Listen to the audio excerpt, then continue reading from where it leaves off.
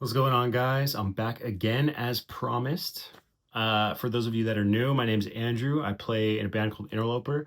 I play in Ingested, Vampire Squid, Moon Twin, and The Faceless. Yeah, I think that's all of them. But anyways, today I wanted to talk about the Interloper album that we released in September called A Forgotten Loss. I wanted to talk to you guys about the vocal chain specifically because I think the vocal chain is an aspect of mixing or just vocals in general. It's very easy to overbake your vocals. And over the years, I've learned that less is more with them. So I want to go into the session file today and show you some examples of that. All right, let's go. All right, guys. Today we're going to go through the first single we put out off the album called My Time Comes. So this is my vocal bus here. These are the vocals. We got like, I don't know, 14 tracks, something like that. It's quite a lot, but I'll kind of show you why I have so many tracks. All right, so first things first, I guess we'll just go through the main, which is right here. This is our main vocal, so we'll have a listen to this. We'll just listen to the whole mix and then I'll kind of solo it out and then we can go from there. Now I close on my final hour, staring my fear in its horrid face. Lies on a mirror to my soul. Now broken glass, never to be whole. Like feeling anguish pull me down. Memories choke me till I drown. Laying body with worth in life. Now decayed and ruptured. All right. I love that section in the song, man. I was so stoked on that. I love the EBO. All right, so main vocal. So you'll see here that I have all these stacks going on here in some sections, but also there's other sections where I'm not even double tracking my vocals at all. It's just single track. And that's very intentional. I find that in mixes that I really like the vocals in, most of the time the vocal is single tracked. I find that when you double track vocals, I feel like each track becomes further and further away, and it seems like it would be the opposite, right? Like it would be more and more in your face. But to me, it's like when there's a single track, I feel like it feels more intimate. It feels more personal. And when there's this like wall of vocals, it feels kind of like more separated from me, the listener. So I really wanted to try and get away with doing single tracked vocals as much as possible. And then leave the sections that were meant to be kind of huge and larger than life, leave those for the vocal stacks. Because yeah, I wanted it to feel like one performance, one thought. I didn't want it to be like, oh, I'm gonna do lows here, and then I'll jump to highs here, and then I'll do like pitch screams here, and then I'll go back to some low gutturals or something. Like I really, that's just not what this band calls for, to be honest. So yeah, single tracks. So let's get into the vocal chain. I guess we'll listen to it solo first, and then I'm gonna bypass this vocal bus, and we'll just listen to the plugin, and then we'll turn it back on and kind of see what's going on there. So here's the single vocal in solo. Now I close on my final hour, staring my fear in its horrid face. Lies on a mirror to my soul. Now broken glass, never to be whole. Like feeling anguish pull me down. All right. So with vocals, I found that truly less is more. The better your source material is, the better the vocal is going to turn out. And it seems like that's such an obvious thing or whatever, but like, dude, if you have a mic that suits your voice and you have a good compressor and you know how to use it, it's pretty much all you need. Everything else is kind of like bells and whistles, to be honest with you. But if you want a vocal to be pinned and you want it to sit right at a mix, you need a good mic and you need a good compressor, and that's pretty much it.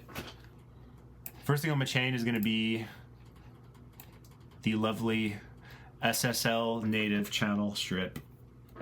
I use this on pretty much everything. I love this plugin. It's my favorite for drums, especially the compressor in here. But yeah, so let's actually just dry out my vocals and see how bad I sound straight out of the SM7B. Okay, yeah, let's listen to that. Now I close on my final hour, staring my fear in his horrid face. Like silent mirror to my soul, now broken glass never to be old. All right. Very dynamic, very ugly sounding. So let's turn this on and see what's going on here. Just from looking at this, you can see I have my high pass on at 110, boosting some high end, cutting some 2.3K, and cutting a lot of 200 because that tends to build up, whether it be my voice or the microphone that I used, that needed to go. So let's actually just listen to the EQ on and off. Now I close on my final hour, staring my fear in his horrid face. Like silent mirror to my soul, now broken glass never to be old. Not really much of a difference, to be honest.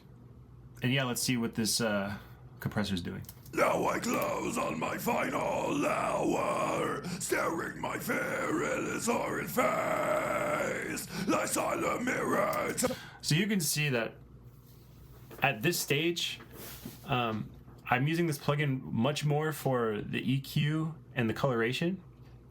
And I'm just using this compressor to just kind of hit peaks a little bit. It's not really doing the heavy lifting yet. So that's what's going on here. Next up, what did I do with de-esser here? Maybe it seemed a little crazy before the compressor even, so let's listen to that. Now I close on my final hour, staring my fear in his horrid face. Like silent mirror to my soul. Oh, you know what? I probably decided to de-ess before I hit my main compressor. So, yeah, I don't usually do that. I usually put my de-esser after. But yeah, I guess that's what I did in this mix. So next up, we have the Purple Audio MC77. This is like an 1176 style compressor. Pretty typical for a vocal chain.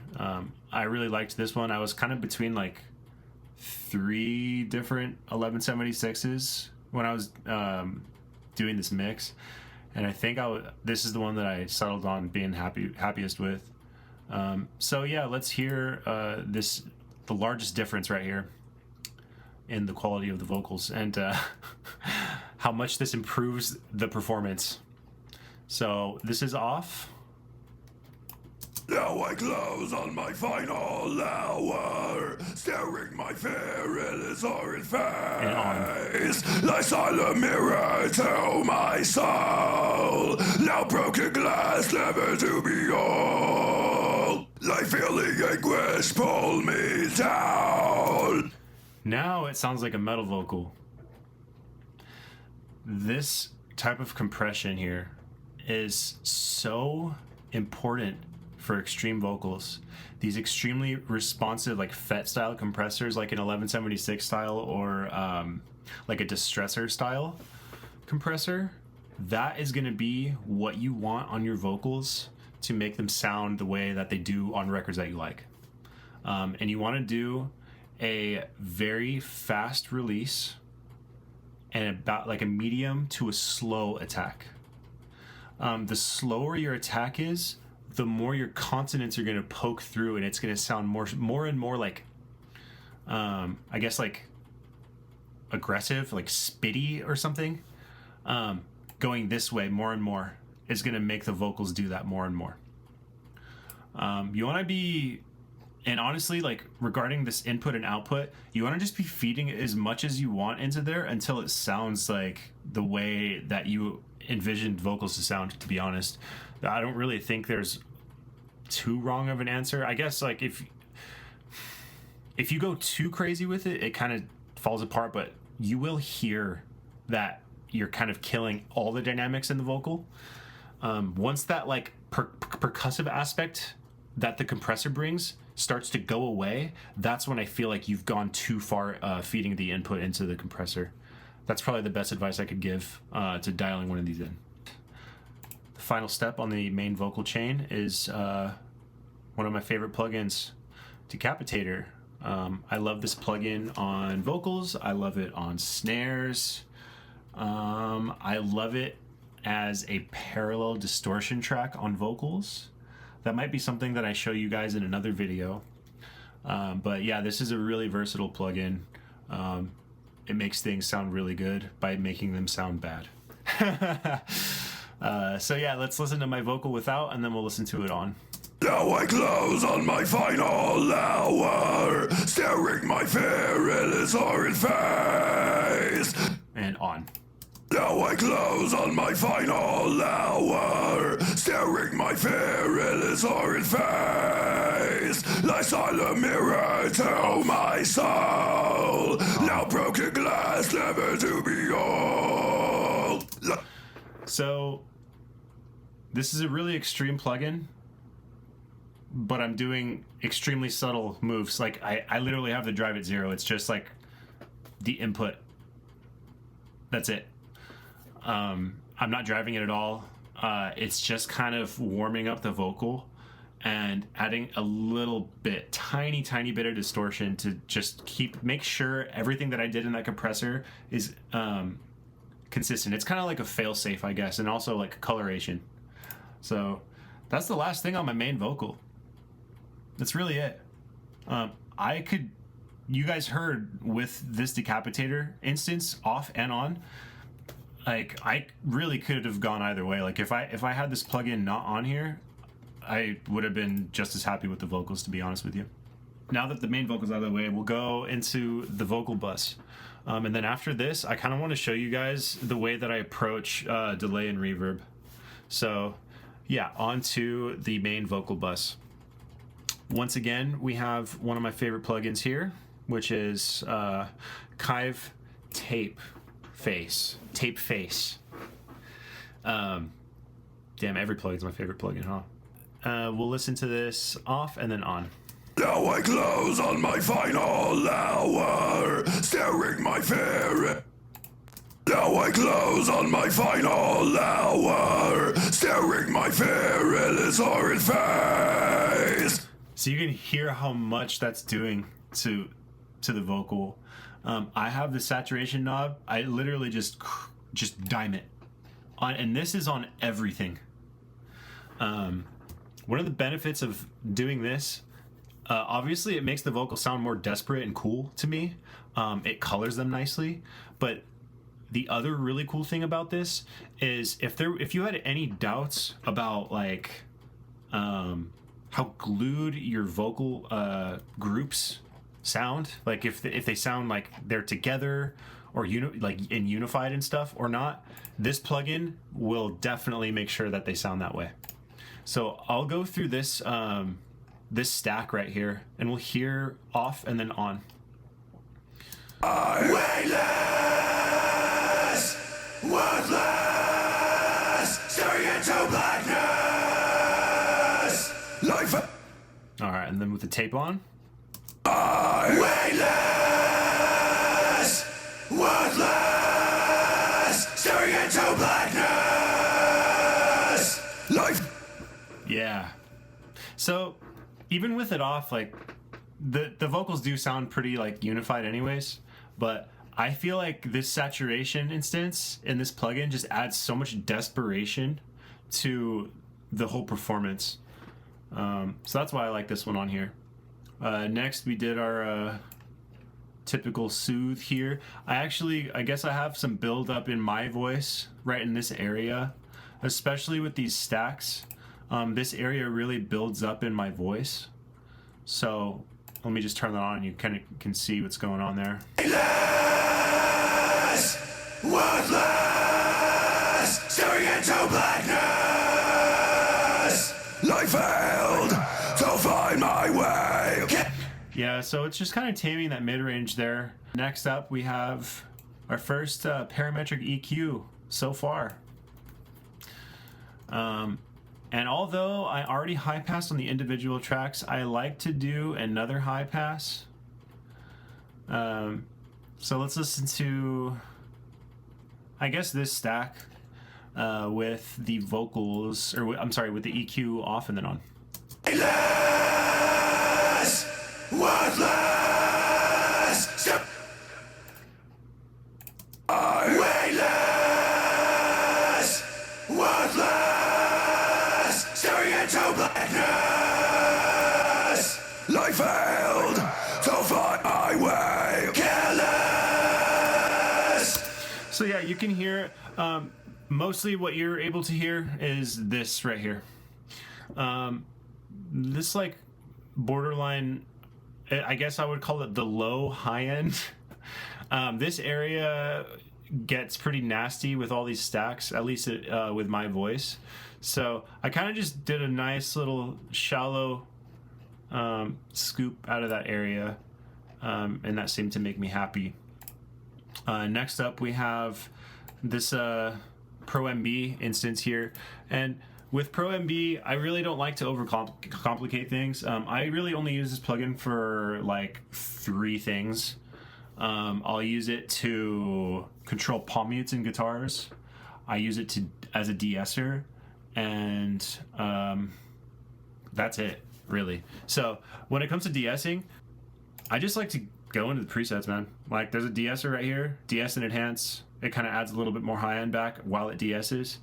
I like this one, and you can just, you get in here, and if it's not de-essing enough, you could just pull this range down, you know? Listen to this, and then turn it on. Weightless, Sorry. worthless, staring into blackness. Life failed to find my way.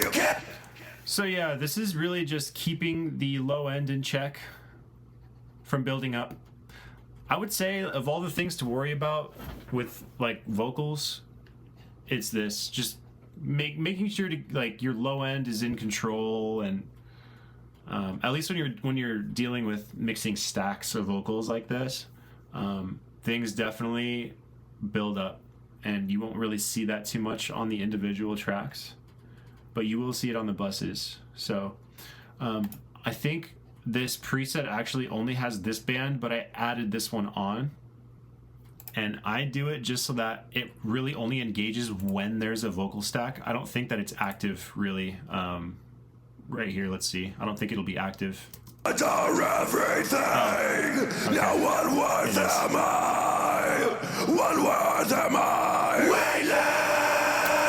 Okay, so yeah, it's active throughout the whole thing, but yeah, not ever getting more than 3 dB of gain reduction on there. And then finally, I have a limiter. I have the Flatline 2 in limit mode, and I'm just hitting this. I think this is only really reacting to the vocal stacks, but let's see. To squander everything. Okay, now what worth am I? What worth am I? Weightless, worthless. Yeah, so this is just my last fail-safe instance of like control and making sure that my vocals are not going to go anywhere. Just pinning them. So that's it. That's the vocal bus. That is, just to go over it again really quickly, We have tape saturation, soothe, a small corrective EQ, a de-esser, and a low-end multiband, and then a limiter at the end. And that sums up the actual processing for the vocals. So next, I kind of wanted to show you guys how I go about doing my time-based stuff. So you'll see here there's like these little bits and bobs like on tracks and stuff. These are effects that I couldn't process with a bus, or just chose not to process with a bus because I'm lazy. But yeah, like this is a filter. So that's supposed to go in tandem with this track right here. And it was just easier for me to like copy this onto here and make an artificial like echo, I guess. So I failed to find my way. So that's that. But everything else, you'll see above here. Well, you'll see that these are all feeding to different things, right? So I have my vocals in certain sections here sending to this bus 7, which is micro shift. And this is like a stereo widener. Well, not a stereo widener. I guess it is.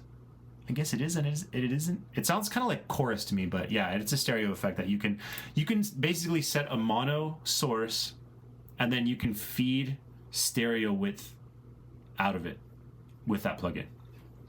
So that's what I did. That was my workaround with doing single track vocals. I would just automate that up and down as I felt was necessary. I don't think I did any automation in this song. It's just kind of static, but yeah, so that's one thing that I did. And then here we have, what is bus 17? Yeah, I'll just show you guys the buses. So this is my reverb, my main reverb. It's like a shorter kind of reverb that stays on consistently throughout all of these. And all of my vocals are sending into this.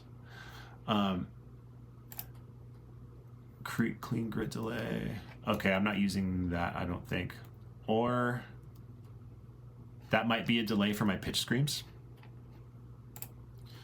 And then this track right here, you can see that there's a bunch of automation moves. So basically I have all of my vocals, or most of my vocal tracks, whatever I wanted sent to delay and reverb, I sent them to these two tracks. And I have them completely off and dry, but for certain words, I will automate a delay throw or a reverb throw up. And the benefit of this is it keeps the mix extremely clean, and I don't have to worry about any ambiances building up, and I don't know where this is coming from, and why can't I hear this guitar right here? Like, it sounds like it's masked by something, but I can't figure out what it is. This kind of solves that problem for me. So I keep things as dry as I can, and then I'll throw in really wet reverb throws and delay throws. So I'm sure you guys kind of heard what was going on before, but let's just listen to maybe right here. It seems like there's a lot going on.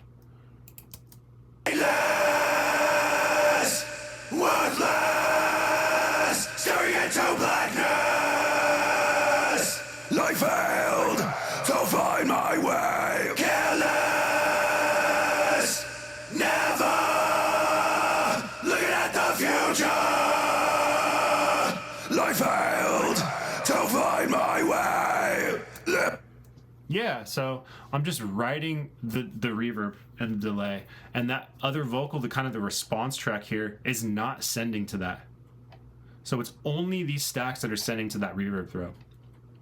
And that really works well for me to keep things nice and tidy and clean. It's definitely more work, but you know, the more work you put into a mix, the better it's going to turn out, straight up. So worth it to me. Let's see what this was. This was a delay throw here for verse 2, I believe. Could make any difference. Oh, this is pre-chorus. Difference at all for the broken ones that have nothing. Oh, I was like, why is that not working? Yeah, here we go. Difference at all for the Broken ones that have nothing. I fulfilled my hope to this world. I fulfilled my hope to this world. All right, that pretty much sums it up. So, yeah, just to summarize, main vocal tracks, you want to make sure that you have a good FET compressor, which is like an 1176 style or a distressor style compressor. You want to have some form of de-essing. Either, I would say after that big gain stage, or I'm sorry, that big compression stage. And then some color right here, a little bit of color. And that pretty much does it. If I were to do this vocal bus again, I would definitely leave this. I would leave this, this, and this. But instead of this limiter, I would probably go for something like this. This is an optical compressor. These sound so nice on vocal buses. So, yeah, you could do a limiter, but if you have an opto compressor, I would definitely try it. But at the end of the day, it's up to your own discretion what you want to do. Let's listen to this all at once, and then we'll call it a day.